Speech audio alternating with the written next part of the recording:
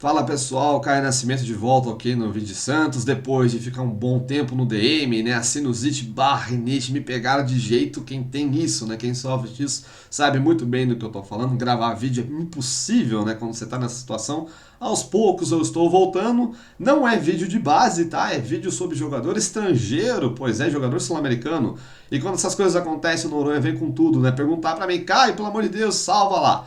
Bom, vamos falar sobre Matias Lacava, né? Quem é Matias Lacava? Já algumas pessoas já marcaram no Twitter, etc e tal. Eu sei, eu vi, mas eu não respondi porque tá no vídeo. É mais fácil eu falar no vídeo do que escrever no Twitter, porque senão fica muito complicado às vezes a interpretação, né? Então, vou explicar para vocês o que é Matias Lacava, né? A situação toda.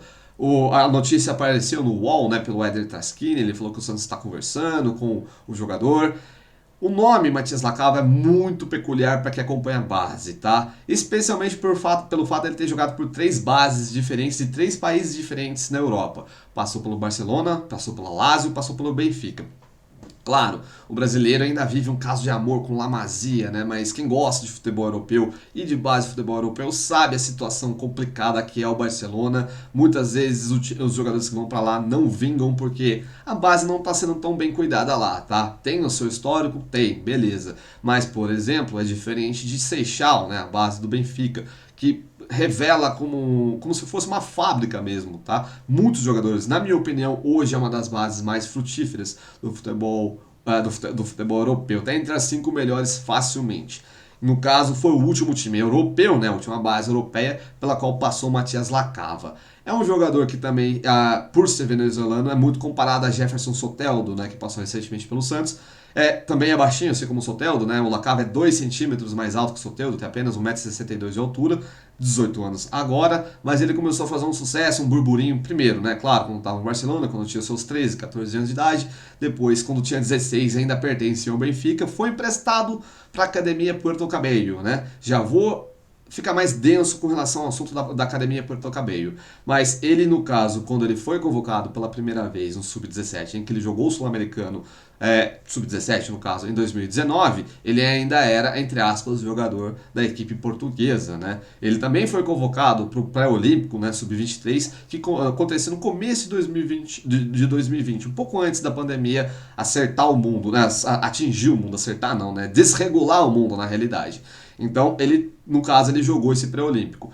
No Sub-17 ele entrou apenas em uma partida, né? Foi contra a Bolívia, no caso uma partida em que a Venezuela ganhou de 5-3, ele entrou aos 78 minutos de jogo, foi mais ou menos uns 12 minutos que ele teve, né, para mostrar o futebol. Não deu para ele fazer muita coisa, infelizmente, então a passagem dele foi muito curta nesse Sul-Americano. Ele atuou, entre aspas, mais no pré-olímpico, né? No caso, em 2020, no começo, foi em janeiro de 2020, ele ainda tinha 17 anos. Na época, ele entrou contra a Argentina e entrou contra a Colômbia. Contra a Argentina, ele entrou logo no começo do segundo tempo, no lugar do Anderson Contreras, né? A grande estrela Anderson Contreras do Caracas, na minha opinião, o jogador mais promissor hoje no futebol venezuelano, ele já está mais consolidado, 21 anos de idade, é um camisa 10, é um cara que começou como extrema, mas está jogando de meio ofensivo, um grande jogador. O Lacava entrou no lugar dele contra a Argentina numa partida em que eles tomaram de 4-1. Também entrou contra a Colômbia, em que perdeu, também foi 2-1, mas ele entrou no finalzinho, 85 minutos de jogo, jogou pouco, mas contra a Argentina ele jogou melhor, ele jogou, no caso, jogou por mais tempo e jogou melhor, tentou alguns dribles, é uma característica muito singular dele, né? Conseguiu aparecer um pouco mais. Então, esse, no caso, é um pouco do retrospecto dele na base. É um jogador que, entre aspas, chamava bastante atenção, mas que sofria, não vou dizer que é concorrência, até porque, como ele jogou pouco e esses outros jogaram mais, no caso Daniel Sagiomo, né, e o Wilkerman Carmona, né, ambos jogadores que não estão mais, né, jogando no futebol venezuelano, especialmente o Carmona, que inclusive fez gol nesse Sul-Americano Sub-17, já estão fora. O Carmona está jogando, por exemplo, no New York Red Bulls, né, na Liga Americana. É um jogador muito promissor, é um jogador que é um pouco mais alto, 1,72 m, mas é mais jovem, inclusive, que o Lacava. É um jogador que, no caso, fez 3 partidas, né, começou como titular uma e depois entrou em outras 2. E, no caso, ainda conseguiu fazer um gol. E era um camisa 10, né? Mais ou menos a função que desempenha o Matias Lacava hoje na Academia Porto Cabello. Vamos falar do time onde ele joga. É um time do estado de Carabobo. Vocês já ouviram falar desse time porque ele muitas vezes apareceu contra equipes brasileiras em Libertadores, na época da Comebol, antigamente, né? Na Sul-Americana ele é uma presença quase constante.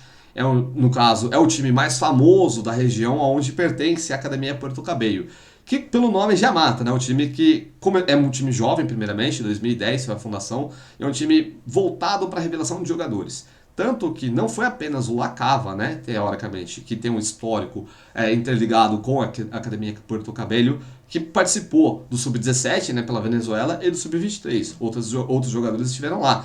Lisandro Pérez, por exemplo, que é um companheiro de equipe e um jogador que joga no ataque, joga à frente do Lacava, é outro jogador muito promissor, um jogador interessante. É um jogador quase 1,90 m de altura, mas é ágil, tem bom drible. É um jogador que ajuda bastante o Lacava, né, durante a partida. Então é uma dupla que acontecia geralmente aí. Esse, como eu disse, é um time que muitas vezes serve como anfitrião da SIC, né? Que é o campeonato caribenho, né? Campeonato Internacional do Caribe, né? Para base. Barcelona participa, o Atlético Paranaense já jogou esse torneio. Então, muitos times conhecidos, o River Plate geralmente joga também, a SIC, né? É um torneio de certa forma e com uma certa importância no futebol de base. E a interligação, né, também, a gente pode falar a ligação do Barcelona com a Academia Porto Cabello, é que o Vitor Valdez, lembra dele? Hoje ele é treinador, né, em La Masia, ele fez algumas clínicas, ele chegou a dar umas aulas lá na Academia Porto Cabello, então tem essa pequena identificação. O Lacava passou pelo Barcelona, talvez isso tenha ajudado, mas não é só por isso, tá? Uma coisa importante, porque hoje em dia muitas pessoas têm começado a acompanhar o futebol sul-americano com mais frequência, especialmente para procurar jogadores jovens. E eu gosto de analisar o contexto completo, não apenas o campo, tá? E é importante porque se você for procurar pelo sobrenome Lacava na Venezuela, você vai ver um negócio muito importante e que, na minha opinião, tem que ser abordado nesse vídeo, porque vai ajudar vocês a entenderem melhor todo o processo que envolve a peculiaridade do Matias Lacava. Ele é filho de Rafael Lacava. Quem é Rafael Lacava? Ele é o governador do estado de Carabobo. Ele é um dos homens mais poderosos na Venezuela. Ele pertence ao Partido Socialista, ele é um chavista ferrenho, é um cara que tem uma grana muito forte na Venezuela, ele é muito influenciador, né, na Venezuela, não só na política, mas ele era um economista, então ele sempre teve muito poder financeiro. E a Academia Porto Cabello é dele, é do Rafael Lacava, o pai de Matias Lacava. Ele tem outras duas filhas, o time é um poliesportivo, também tem equipe feminina, é um clube moderno, digamos assim, mas é o clube do governador do estado de Carabobo, né, onde fica Porto Cabello e onde, obviamente, fica a equipe. Então, tem esse detalhe, tá? E ele sofre uma certa perseguição na Venezuela por conta do sobrenome famoso dele. Analisando apenas o campo, né, de Matias Lacava, ele é um jogador que possui talento. Tá? Você consegue perceber que ele tem um controle de bola muito bom, ele chuta muito bem, ele é canhoto, né, mas ele chuta muito bem de longa distância, é um jogador que tem uma agilidade muito grande. Se vocês procurarem, por exemplo, em Transfer Market da vida, ou Gol, né, por exemplo, vai aparecer lá que a posição dele é extrema, mas ele não é um extrema, tá? Ele passou por essa função, ele fez essa função, ele pode até desempenhar em algumas situações a situação de extrema, de ponta, né? Mas ele não é bem ponta, ele é mais um meio ofensivo. Diria, tá, a similaridade dele com o Pirani, por exemplo. Quem acompanha a base do Santos lembra que o Pirani chegou a jogar por algum tempo como extrema no Santos, mas com o tempo ele foi jogando para o meio. E ele tem até um biotipo similar, né? Eles parecem mais ou menos, o físico dos dois jogadores é um pouco semelhante. Foi jogando mais para dentro, porque é um jogador ágil. Hoje em dia, se você for um ponta, você precisa ser muito forte, muito explosivo fisicamente para aguentar os duelos. O Soteldo geralmente é uma comparação nisso, né? E ainda mais por ser venezuelano, e ainda mais por ser baixinho, né? É 1,60 m, mas o Soteldo ele é muito forte fisicamente, além de ser muito técnico, né? Então por isso que ele se sobressaiu nessa função. Tanto é que nas partidas, quando ele foi um extrema, bem aberto mesmo no Santos, foi quando ele se destacou mais até do que por dentro, apesar de saber jogar por dentro também, né? O Soteldo. Então isso é importante quando a gente for falar de uma função de jogador. Eles podem fazer mais de uma, até deve ser um jogador multifuncional, mas vai muito da questão física também. Então, por ser ágil, mas não ter, por exemplo, uma resistência muito grande, chocar muito, por exemplo, no duelo ele cai muito fácil, né? O Matias Lacava, inclusive, fica o convite, é fácil vocês encontrarem esse jogo. Acho que foi o jogo da antepenúltima rodada do Campeonato Venezuelano. Foi na vitória, inclusive, fora de casa, do Academia Porto Cabello contra o Laguaira. Ele tomou uma porrada, acho que foi com 30 minutos de jogo. 72 porque eles usam o placar completo, né? Vocês podem encontrar esse jogo inteiro no YouTube.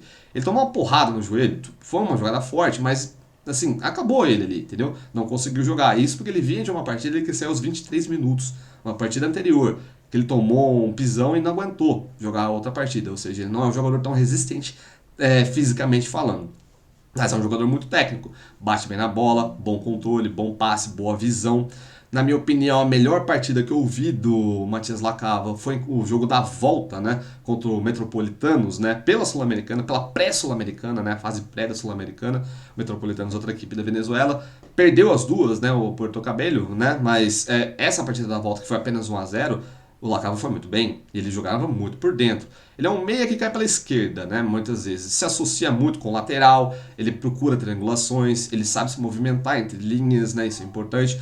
Mais ou menos, tá? Não vou falar que é igual, mas é mais ou menos, novamente falando, do Pirani. Um jogador que encontra muito bem os espaços. Você às vezes vê o Pirani caindo pelas pontas, mas isso não significa que ele é um extrema, né? Não é um ponta, apesar de ter esse passado por ter jogado lá, por isso que consegue se associar. Mais ou menos o que faz o Lacava na equipe da academia, né? Então isso ele fez. Nesse jogo contra o Metropolitanos, no jogo da volta, né? Ele foi muito bem por conta disso. Ele tem uma certa liberdade. Não só pelo fato, né? Aí é uma brincadeira, tá? É o time do pai dele, mas acho que não é por isso, né? O Brizuela, né? O treinador é um treinador que tem uma certa fama na Venezuela, dá uma liberdade criativa para o jogador venezuelano, de ele flutuar, né, entre o campo. Ele pode sair da ponta e por meio. Então, geralmente, por exemplo, quando joga no 4-4-2, que é uma das formações mais comuns na equipe do Porto Cabello, ele joga muito por dentro e esse Lisandro, que eu falei para vocês, o Lisandro Pérez, cai mais pela ponta, apesar de ser um jogador alto, um centroavante, ele consegue fazer a função mais para a ponta, mais para a extremidade do gramado, mais perto da beirada. Então, essa movimentação geralmente é muito importante para ele. E no caso, né, caso venha acontecer a contratação do venezuelano, não sei se ele já chegaria jogando, né, na equipe principal, mas definitivamente é uma contratação interessante para você fazer para uma equipe de aspirantes, né, ou uma equipe de transição. Até quiçá, né, jogar um Campeonato Brasileiro Sub-20, por que não? Clubes brasileiros cada vez mais estão fazendo isso. O Palmeiras faz bastante isso, o Atlético Paranaense faz bastante isso. Pegar jogadores promissores, né, ou jogadores que estão se destacando na Colômbia, na Venezuela, às vezes até no Uruguai, e botar na equipe de transição. Geralmente uma equipe de transição é o Sub-20 e o Sub-23. O Palmeiras fez isso com o Quintana, por exemplo. Veio por empréstimo, né, na realidade, do Olímpia, do Olímpia, e jogou por empréstimo no Palmeiras durante um ano. E jogou na equipe Sub-23 e na equipe Sub-20, porque o Quintana tem 18 anos. Apesar de ser titular, né, da equipe do Olímpia antes e agora também, porque ele voltou do empréstimo na equipe paraguaia. Por quê? Existe a diferença brutal do nível do campeonato venezuelano e, no caso do Quintana, no campeonato paraguaio, para o campeonato brasileiro. Não só da exigência física, mas, claro, da exigência técnica. E por todo esse contexto, né, por ele já sofrer uma certa perseguição na própria Venezuela, onde ou você adora o Lacava, ou você o persegue por conta do pai dele, né, que é um político muito influente lá, é muito difícil confiar numa análise 100%. Apenas de quem, no caso, acompanha o futebol venezuelano. Ele tem sim qualidade individual, qualidade, no caso, de atleta dele, coisas que ele precisa melhorar, como eu disse, resistência, é um jogador que na fase defensiva aparece pouco, tem melhorado no físico dele, vai ser improvável ele crescer, né, passar do 1,62 m, mas se ele ganhar massa física pode ser muito interessante, é um jogador que consegue escapar ou detectar espaços no gramado, mas ele tem esse problema de resistência. A gente sabe que hoje o futebol é muito pegado, sobretudo o futebol brasileiro está cada vez mais exigente, né? Não só na parte defensiva, porque a transição acontece aí, né? Você sai da defesa e para o ataque, então você tem que estar bem fisicamente para conseguir desempenhar o seu melhor futebol. E é um jogador que passa por algumas lesões. Então tem todo esse contexto, né? Um jogador que ele precisa se provar acima dos outros sempre. Ele, inclusive, ele ficou entre os 3 melhores jogadores jovens do torneio Normalización, né? O que é esse torneio Normalización? foi o campeonato nacional, né? Como se fosse a primeira divisão da Venezuela do ano passado, né? Porque teve a pandemia, então eles precisaram dar um jeito ali de arrumar o campeonato. Tanto é porque foi assim que apareceu o Deportivo Lara no caminho do Santos, né? O Santos enfrentou o Lara, a equipe venezuelana, na pré-Libertadores. Então, para você ranquear ou dar a oportunidade para algumas equipes jogarem campeonatos da Conmebol. Então, esse é um detalhe. Foi um torneio meio que com apenas 18 fechas, né? Ou seja, 18 rodadas. Inclusive, você consegue ver todos esses jogos no perfil do Academia Porto Cabello lá no YouTube. Então, se você tiver curioso, não é para ver mais coisas ou tirar você mesmo a sua conclusão sobre o que você acha do Lacava, você consegue ver esses jogos, né? Dele pela equipe principal no ano passado. Nesse torneio passado. Ele, no caso, ele fez 7 gols e deu uma assistência. Ele foi, na minha opinião, dos 3 finalistas ali, né? Que acabou ficando, ele, o John Amamburu, né, um jogador que ele pertence, se eu não me engano, ao Tátira, é o jogador do Tátira. É uma extrema pelo lado, é um jogador muito promissor também, é um jogador mais agudo do que o Lacava, mas são com características diferentes, é um jogador que tem a mesma faixa etária, 18 anos.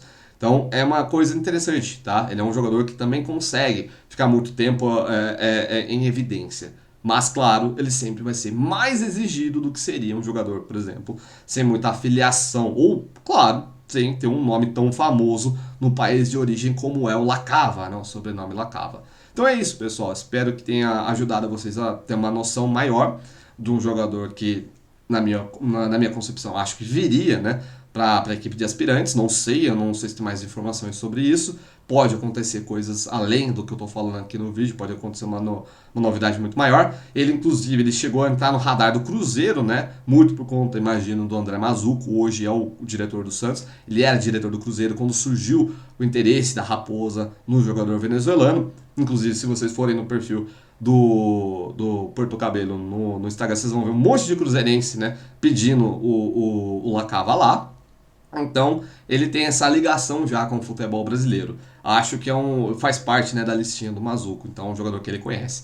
Se ele está indicando, é porque ele tem confiança no potencial do jogador. Jogador rápido no caso, é um jogador ágil na realidade, muito bom para dominar a bola, tem um passe muito bom, uma visão muito boa de jogo, é mais assistente do que, no caso, mais um preparador de jogadas, apesar dos 7 gols dele, né, do torneio Normalização de 2020. Mas é um jogador que prepara muito bem. Ele por dentro é muito mais efetivo, na minha opinião. Onde ele parece ser o jogador mais ambientado. Carrega muito bem a bola, mas precisa tomar conta do físico, muito mesmo. E precisa aparecer mais no jogo sem a bola. Um jogador que ele precisa morder mais, desarmar mais. Coisa que, por exemplo, muito treinador brasileiro pede, né? Então, movimenta, aperta. Então, o Diniz fala bastante isso, é por conta disso. É jogador que ele precisa estar mais ligado sem a bola. Certo? Grande abraço, até a próxima.